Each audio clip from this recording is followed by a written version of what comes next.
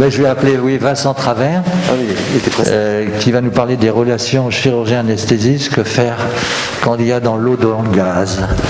Ben, voilà un langage qu'on comprend très bien, c'est très chirurgical. Alors Vincent Travers, je le connais depuis longtemps, on a travaillé ensemble bien sûr à la Sofcote. On a travaillé dans l'organisme d'accréditation qui est le plus important des spécialités chirurgicales, qui est Orthorisque. Et puis on attend tous ta communication. Alors je sais que je vais vous faire une confidence, parce que je connais bien Vincent, c'est un excellent pianiste par ailleurs. Merci. Et je pense que ta technique chirurgicale, si elle est à la hauteur de ta technique pianistique, moi j'ai pas dépassé le 2e tome des classiques favoris du piano, mais enfin dans le cas particulier, on t'a écouté lors de concerts tout à fait fantastiques. Voilà, je te laisse la parole. Merci Henri, et je reconnais beaucoup de demi-visages connus et amis, et je vous remercie de m'avoir invité. Alors c'est vrai que moi, depuis une bonne dizaine d'années, je m'intéresse à ce qu'on pourrait appeler le facteur humain dans la pratique du plateau technique. Et donc depuis 10 ans, par l'intermédiaire de la SAS François Branché, et en collaboration avec Antoine Vatrelot, qui est ici présent, d'une part, on a mis en place des week-ends de gestion du stress pour permettre à ces chirurgiens qui arrivent en souffrance alors qu'ils ont le plus beau métier du monde. Et c'est ça le problème dont l'orateur précédent parlait. On essaye de les requinquer un petit peu, de leur donner la valeur de leur travail, de leur métier. Et puis, toujours avec Antoine, sur le burn-out, on a fait aussi une étude avec 1214 répondants, où en gros, si je résume, au bloc, tout va bien. On est chez nous, on se sent bien. De temps en temps, on se frite un peu avec l'anesthésiste ou avec la surveillante, mais c'est rien du tout ça. En consulte, ça se gâte un peu, parce que les patients sont difficiles. On a tendance à dire qu'il y a de plus en plus de patients difficiles. Et pour le reste, si je vous dis URSAF, ARS, grand groupe, administration, là c'est la catastrophe. Et donc on se rend compte que le niveau de souffrance, il est vraiment de plus en plus lié à cette pression non opératoire, mais administrative qui nous pèse. Voilà, c'est ce que je voulais dire par rapport à l'orateur précédent.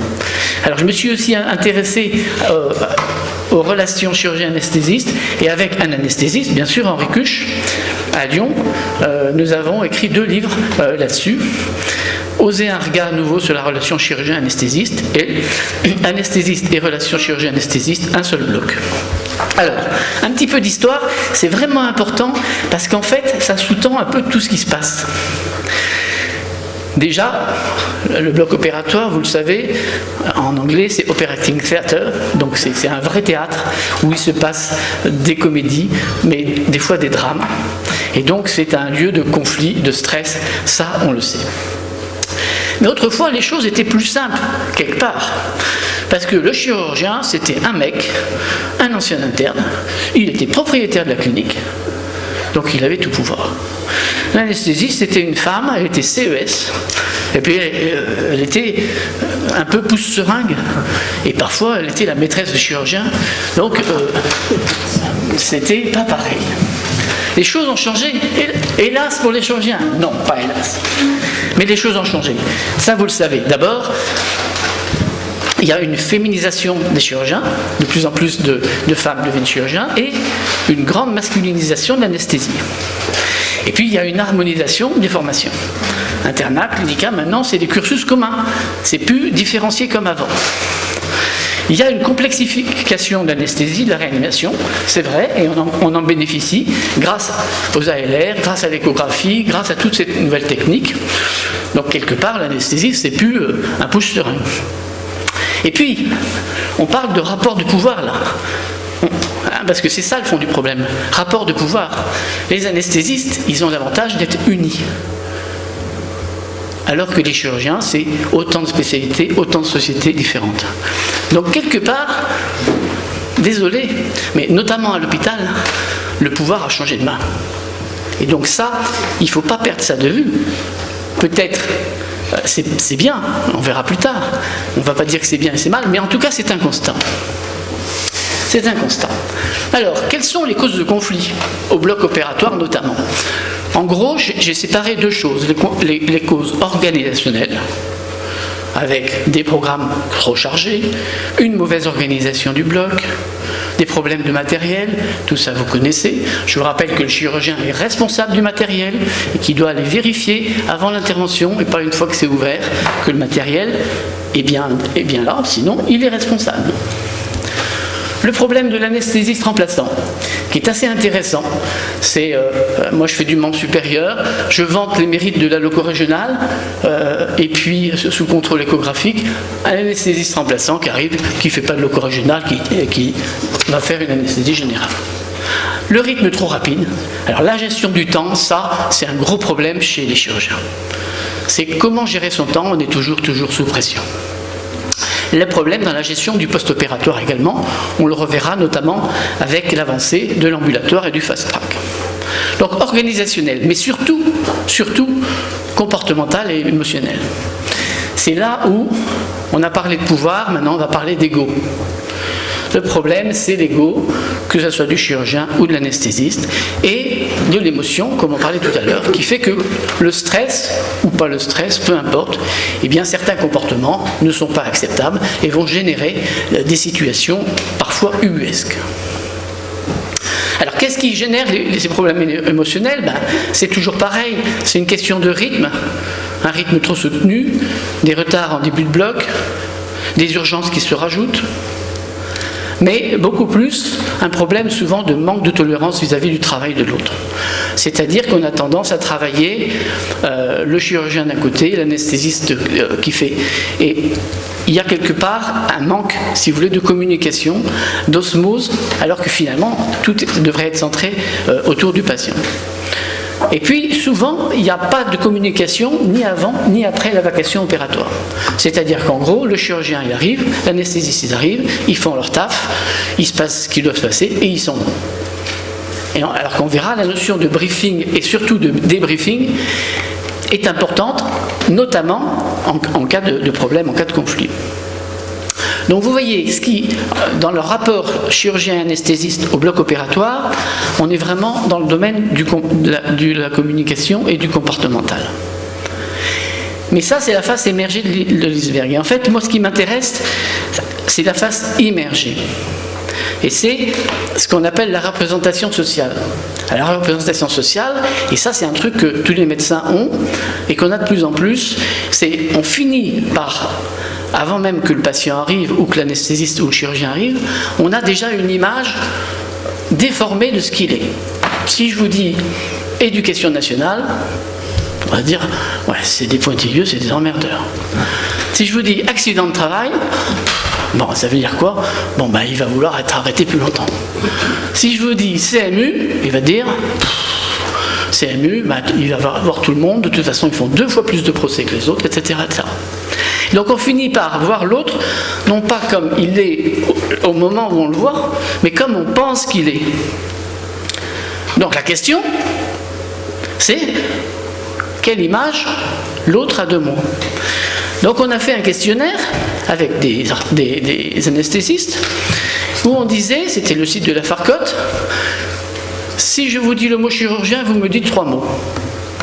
Et donc on a quand même eu pas mal d'items, vous voyez, environ 988 items que j'ai étudiés scientifiquement. Avec, vous voyez, 300 réponses quand même positives, 150 réponses neutres, 538 réponses négatives. J'ai enlevé la vingtaine de réponses injurieuses ou tendancieuses, peut-être trop élogieuses, on va dire. Alors voilà déjà les mots les plus cités. Voilà ce que l'anesthésiste pense du chirurgien. Il pense qu'il est caractériel, impatient, égoïste, mégalo, prétenseur, pressé, stressé, Dieu. Mais il pense aussi qu'il est compétent, travailleur, indispensable. Donc le problème, il est là. Alors il y a peut-être un peu de vrai. Mais si l'anesthésiste, il pense déjà que le chirurgien est comme ça, s'il y a un petit conflit qui survient, eh bien ça va ressortir, c'est obligé, ça va ressortir. J'ai étudié, sur le plan compétences, l'anesthésiste pense que le chirurgien, il est compétent, il est travailleur, il est technicien, etc. Sur le plan relationnel d'équipe, c'était, on va dire, mitigé. C'est sur le plan du caractère du chirurgien que l'anesthésiste a une image très négative. Il ne nous aime pas, en fait. Donc c'est mal barré. Alors du coup, je me suis dit, je vais faire la même chose en sens inverse. Qu'est-ce que nous, on pense des anesthésistes? Donc j'ai eu un petit peu moins d'items, mais j'ai des trucs, voilà.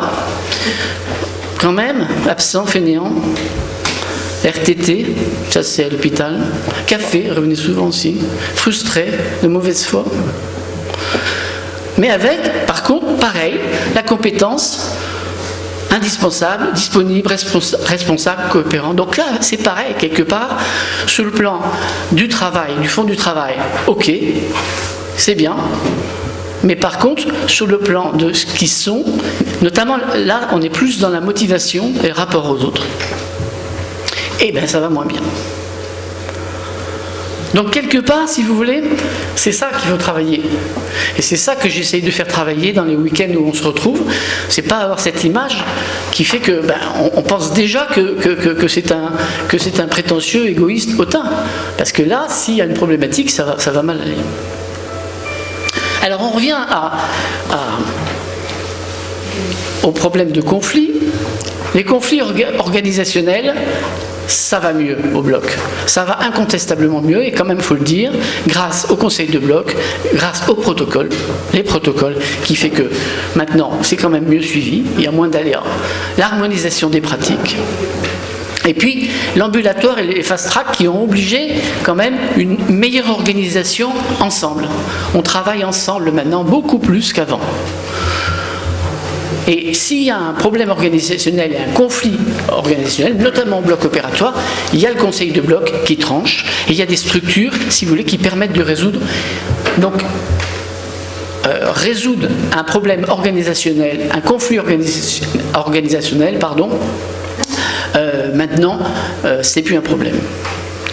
Par contre, c'est sur le plan comportemental qu'il reste encore parfois des problèmes. Donc ce qu'il ne faut pas faire en cas de conflit aigu, c'est déjà envenimer les choses en répondant de façon violente ou sarcastique. Ensuite, il ne faut pas rester en face à face dans le conflit. Parce que moi j'ai vu un anesthésicien chirurgien se battre au-dessus, de part et d'autre, du brancard sur lequel il y avait le patient quand même. J'ai vu ça. Ils se foutaient des coups de poing, tellement ils étaient dans l'émotion. Alors c'est plus que de l'émotion, là, ça devient grave. Il ne faut pas s'exprimer devant l'équipe ou le patient. Il ne faut pas accuser l'autre. Il ne faut surtout pas dire « ne t'énerve pas » parce qu'il n'y a rien de pire pour qu'il s'énerve. Et il ne faut pas partir sans explication. C'est comme le mariage. C'est comme le mariage, ça t'as raison. Salut. Non mais là on parle de relationnel, ça pourrait être applicable à tout, bien évidemment. Alors ce qu'il faut faire, c'est déjà attendre la fin du geste médical. Laisser passer un peu de temps, parce qu'il faut laisser passer l'émotionnel pour après retrouver du factuel. Il faut analyser d'une manière factuelle ce qui s'est passé. Et puis il faut travailler ce qu'on appelle son assertivité, c'est-à-dire, bon, toi tu penses ça, moi je pense pas ça, on est d'accord, on n'est pas d'accord, pardon, eh bien chacun va faire un pas vers l'autre, dans une relation gagnant-gagnant. C'est-à-dire que je dis ce que je peux faire pour aller vers l'autre, lui il dit ce qu'il peut faire pour aller vers moi. Par contre, je dis ce qui pour moi n'est pas négociable. Et je crois qu'il faut aussi développer des moments hors travail pour accroître la complicité, se retrouver en dehors du travail, parce qu'à ce moment-là, on aura l'image de l'autre qui n'est pas celle qu'on a vue sur les enquêtes. Et finalement, cet anesthésiste que je pense est feignant, eh ben, il est super sympa. Et en sens inverse. Donc je crois que c'est assez important. S'intéresser à ce que fait l'autre. Et ça, c'est très très important aussi. Nous, par exemple, en chirurgie du canal carpien actuellement, on travaille par échographie. Et alors, c'est génial, parce que l'anesthésiste, il prépare sous écho, il prépare mon geste chirurgical. C'est-à-dire qu'il va injecter son produit d'anesthésiste au-dessous du ligament antérieur et au-dessus du ligament. Donc moi, je suis là, je le regarde et je lui dis « Ouais, rajoute-nous-en un petit peu là ». Et après, moi, quand j'arrive et que je fais mon geste sous échographie, il il vient voir, il dit ouais, ça se passe bien. Je lui dis regarde, c'est super. Donc ça accroît, je pense que la technicité va permettre d'accroître une forme de complicité autour finalement du patient. Et on en revient au patient. Et là, dans ces cas-là, il n'y a plus de conflit. J'ai mis partager les congrès. Moi, je vais beaucoup à la SFAR, au JEPU, etc. Les cadeaux. Donc, s'il y a 2 bouteilles de champagne, il y en a une pour l'anesthésiste. S'il y a une bouteille de champagne, on essaie de la boire ensemble.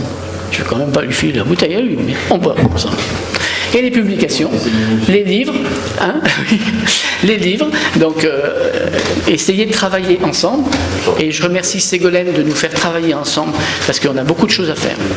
Mais tout ça se prépare, et j'insiste sur les séminaires de gestion du stress, séminaires de communication, séminaires de relations praticien-patient, tout ça, on ne l'a pas appris, mais maintenant je pense qu'il est temps, notamment pour les jeunes, de les aider en leur donnant ces notions.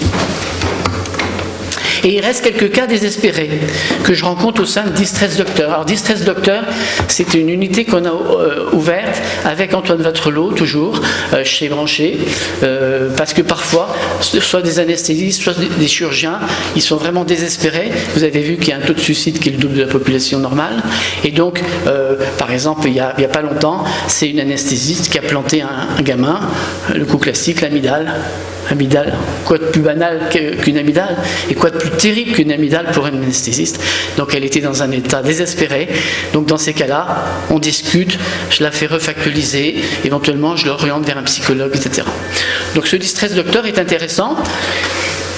Par rapport à la gestion du conflit chirurgien-anesthésiste, ce que je rencontre, mais vous voyez, ça représente 2 à 3 cas par an, c'est quand même de l'alcoolisme. Là, pour l'instant, j'ai plus vu chez les anesthésistes, où les chirurgiens m'appelaient en disant « L'anesthésiste, il arrive, il est ivre, quoi. Qu'est-ce qu'on fait? Comment gérer ça ?» Ça, c'est très difficile.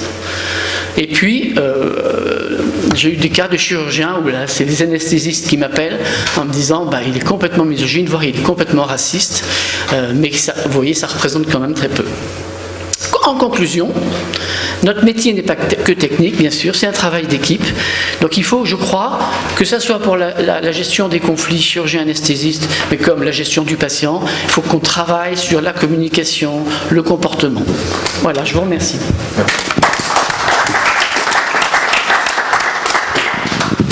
Merci beaucoup Vincent, merci beaucoup d'avoir mis l'accent sur le collectif et le fait que l'on doit effectivement se réunir pour pouvoir élaborer notre travail ensemble. Je vais laisser la salle poser des questions. Félicitations pour cet exposé que je partage complètement. Je voudrais seulement dire que ça fait déjà 2 exposés où on constate un phénomène, et vous avez dit le chirurgien est en souffrance, pourquoi, tout ça on est tous d'accord. Et puis ça date quand même, si on reprend le Canada, de 2008, voire bien avant. Et donc, je me pose la question, parce qu'on a eu le même débat il y a 15 jours avec quelqu'un que vous connaissez, Canis, tout ça, qui s'intéresse à ce genre de problème, c'est que finalement, il faudrait peut-être parler du traitement. Vous faites un traitement curateur. On est au stade de la médecine préventive. Et donc, vous aviez incité l'URSSAF, les ARS. Et donc, finalement, pourquoi est-ce qu'on calque sur nos pays anglo-saxons toutes ces procédures et tous ces éléments, puisqu'on sait, nous, qui arrivons après, que c'est aussi celle-là, en dehors des problèmes humains purs, oui. Et je rajouterai sur l'intervention de mon ami de phare, il y a le côté de l'iceberg, puis il y a la maison. Pour qu'un homme aille et pour qu'une femme aille, c'est la vie professionnelle, la vie sentimentale, affective et la finance. Oui. Donc s'il y a tout qui va mal, ça ira encore plus mal à l'hôpital. Donc ça, c'est une réflexion. Mais je trouve qu'on devrait s'intéresser peut-être dans notre pays à la prévention du malaise. Vous savez que maintenant, il est interdit de faire une salle de repos dans un bloc opératoire, dans les normes actuelles de fabrication de blocs. Donc je pense qu'en dehors des problèmes humains qu'on est en train d'analyser, qui sont du traitement curatif, il faudrait peut-être qu'on s'impose, peut-être, et ça c'est encore un rôle académique, de dire mais non, on ne peut pas faire un bloc opératoire s'il n'y a pas une salle de détente. Vous êtes allé dans certains pays, j'ai beaucoup voyagé, diriger. J'ai vu des blocs où il y a des flippers. Mais bien sûr. J'ai vu des blocs où on peut jouer au ping-pong. Donc, si vous voulez, il y a quand même quelque chose. Et pourquoi, ça, je parle des jeunes, là. Pourquoi ils sont en burn-out? Ils sont en burn-out parce qu'ils ont même plus le droit d'amener une sucette au bloc. Enfin, c'est dramatique. C'est vrai. Donc, je voulais dire par là, dans mon intervention, que je pense qu'il faut aussi qu'on parle peut-être, mais on en parlera peut-être tout à l'heure, de la prévention de ces malaises. Oui, alors je suis complètement d'accord avec vous, mais le problème de la prévention, c'est qu'on est dirigé, je suis désolé, c'est l'administration. Donc moi, j'ai fait partie de la commission HAS sur la souffrance dans le monde médical. Une commission, j'y suis allé 2 fois, j'y suis plus retourné, quoi. Parce qu'ils ont accouché d'une espèce de glossaire énorme avec point A, point B, machin, risques psychosociaux, etc. Mais ils sont complètement en dehors de la réalité. Et moi, je suis d'accord. La réalité, c'est qu'on était des compagnons. Et le compagnonnage, quelque part, c'est pas toi, Laurent, qui a fait un papier sur le compagnonnage. Si, il me semble, hein, il n'y a pas longtemps. Et ben ça a disparu. Il n'y a plus les salles de garde, il n'y a plus ces Je ne sais pas vous le dire, mais elle n'a pas dû en pouvoir m'envoyer. Voilà le téléphone que j'ai eu d'une anesthésiste qui voit le débat là, qui mettait. Bien désolant tout ça, rien de nouveau sous le soleil, cela se résume en fait bien élevé, compétent, conscient de l'importance de sa tâche, quel que soit. Si on ne changeait pas sans arrêt d'intérimaire, moi j'ai eu un bloc opératoire où je rentre le matin, je ne connais pas les personnes qui endorment, et je ne connais pas la penseuse. Oui. Et le DRH, le responsable de l'hôpital me dit mais c'est comme ça. Si on ne surchargeait pas les programmes sur l'autel de la rentabilité, cela irait sans doute déjà mieux, on se connaîtrait mieux, on se parlerait mieux. Donc voilà, je suis désolé de cette intervention un peu banale, mais je pense que ça fait partie, et donc je vote beaucoup pour que notre académie, peut-être, et plein de ses LASFAR et d'autres, lutte aussi pour le confort de l'anesthésiste et du chirurgien, en dehors des problèmes qu'on a vus, de tout ce que vous avez dit au départ, la loi de 1983, et je me tourne en regardant dans les yeux les anesthésistes, où c'est vrai, c'était avant des pouces seringues, ils n'avaient pas le même diplôme, mais n'oublions pas que grâce à eux, on a réduit la mortalité anesthésiste j'ai plus le chiffre exact, mais divisé par 10, voire plus, quand on regarde même 40, je crois. Donc si les jours où on est de bonne humeur, on adore les anesthésistes. Les jours où on est de mauvaise humeur, parce qu'il est 8h10 et qu'on aurait une intervention difficile et qu'on aurait aimé que le malade dort à 8h05, on les déteste. Mais je pense qu'il y a autre chose que ça, et vraiment, il faut qu'on fasse comprendre à nos administratifs, y compris la cadre de bloc. Souvent, elle ne sait pas très bien quoi faire, c'est pas facile, qu'on a besoin d'un confort de travail qui est nécessaire. Parce que sinon, Jean Loig, sûrement beaucoup de gens connaissent Jean Loig, il disait déjà que le chirurgien, il est un petit peu obligé d'être, tout ce que nous a très bien dit Farge sur son caractère, il est obligé d'être persuadé que ce qu'il fait, c'est ce qu'il y a de mieux. Sinon, il n'opérerait pas comme ça, ou sinon le malade irait en voir un autre. Donc tout ce problème psychologique du chirurgien, si on le calmait dans la collaboration anesthésique-chirurgien par une administration qui, entre guillemets, ne nous imposerait pas le rythme financier, le rythme professionnel qu'on a actuellement, on serait sans doute moins avec des burn-out. Voilà mon commentaire dont je suis intimement convaincu. Je m'en excuse. Je te remercie. Oui, les relations se sont quand même améliorées parce que, comme vous l'avez dit, il y avait un problème de hiérarchie entre les cursus de formation. Oui. Maintenant, les cursus sont les mêmes, donc les gens parlent d'égal à égal. Oui. Ça s'est probablement aussi amélioré avec l'histoire des qui fait quoi. C'est-à-dire qu'il y a des organisations de soins qui sont... Il y a beaucoup d'établissements où les organisations de soins sont organisées, mais ce n'est pas le cas dans tous les établissements, loin de là encore. Oui. Et puis on a l'impression quand même que ça se dégrade sur un autre facteur qui est le rythme de travail. Vous l'avez dit d'ailleurs. C'est qu'on ne se parle pas. C'est comme dans un couple, si vous ne parlez pas, il y a un jour ça n'ira pas, parce que les trucs ne sont pas dits. Or, le chirurgien et l'anesthésiste ne se parlent pas.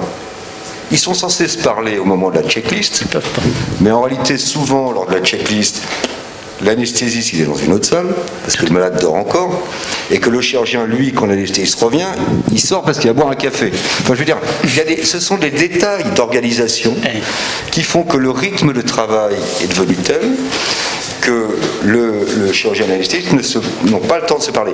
Il y a des occasions, comme les RMM par exemple, mais ces occasions-là ne surviennent que dans les cas de problèmes. Il faut trouver, dans l'organisation des soins, et peut-être même l'imposer, des temps où le chirurgien va parler à l'anesthésiste et l'anesthésiste va parler au chirurgien, parce qu'on apprend l'un de l'autre. Très intéressant ce que font les anesthésistes. Moi, j'apprends des trucs tous les jours. Et en fait, à partir du moment où on se parle, on se comprend mieux. Et c'est sûrement de nature à diminuer les conflits. Et ça n'a rien de spécifique aux chirurgiens, aux anesthésistes. C'est de l'activité humaine dans un travail d'équipe. Exactement, je suis d'accord. Et donc, il y a des facteurs qui se sont améliorés, mais tout n'est pas encore bien réglé. Ouais. Merci. Laurent Sedel. Laurent, oui. Laurent Sedel. Je te remercie de me solliciter. Moi, je dirais que le collectif s'est dégradé. Voilà, c'est ça qui s'est passé en 20-25 ans. Ça s'est complètement dégradé. On a connu des périodes où on faisait équipe, avec l'équipe d'anesthésie, qui était d'ailleurs nominée, enfin, qui étaient des gens que nous connaissions bien, et voilà, et on sortait avec eux. De temps en temps, il y avait un dîner, et on se voyait en salle de garde. La salle de garde, c'était très important. Très important.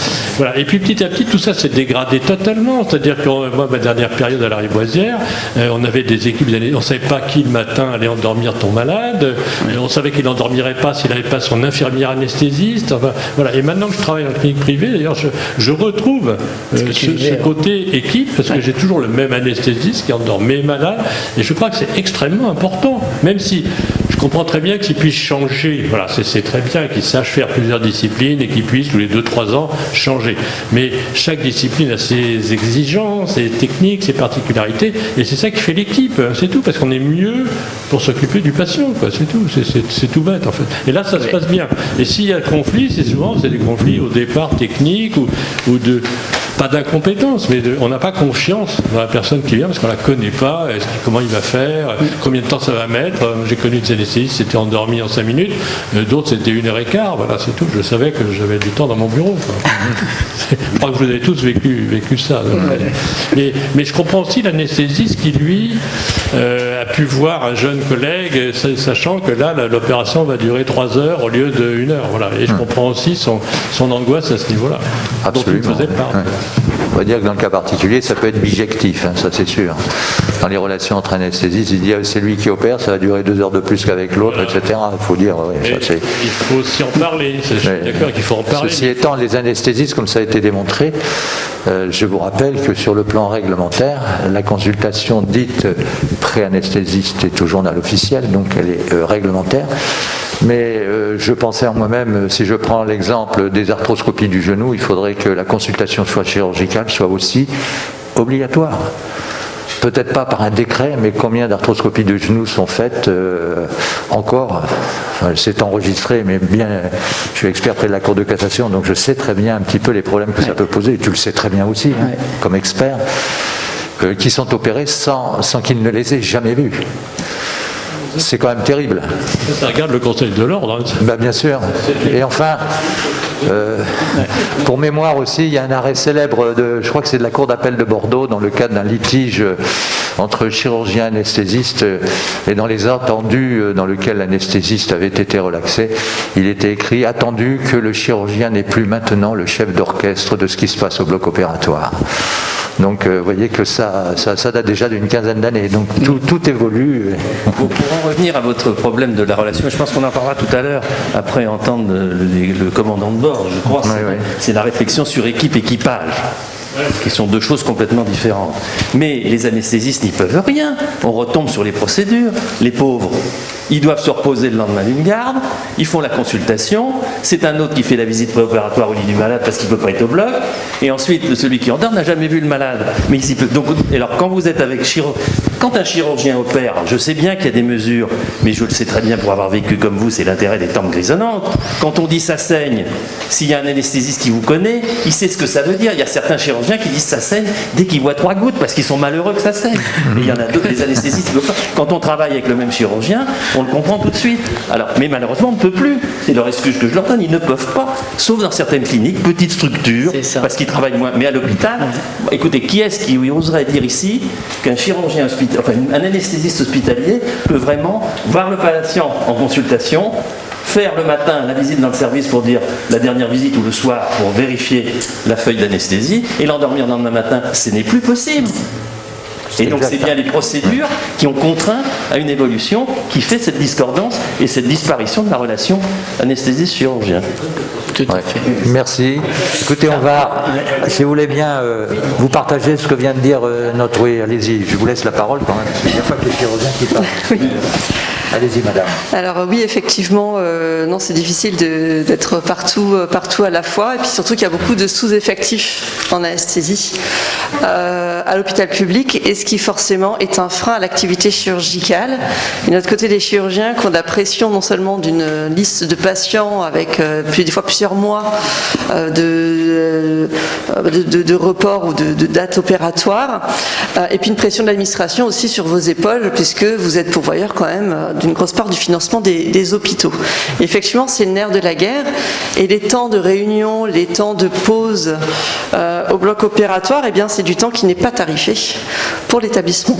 Et effectivement, il faut s'attaquer aux causes de la prévention. Les causes réelles, c'est quand même qu'il y a eu un effondrement du collectif, aussi du fait des politiques de santé et des réorganisations du système de santé. Tout à fait.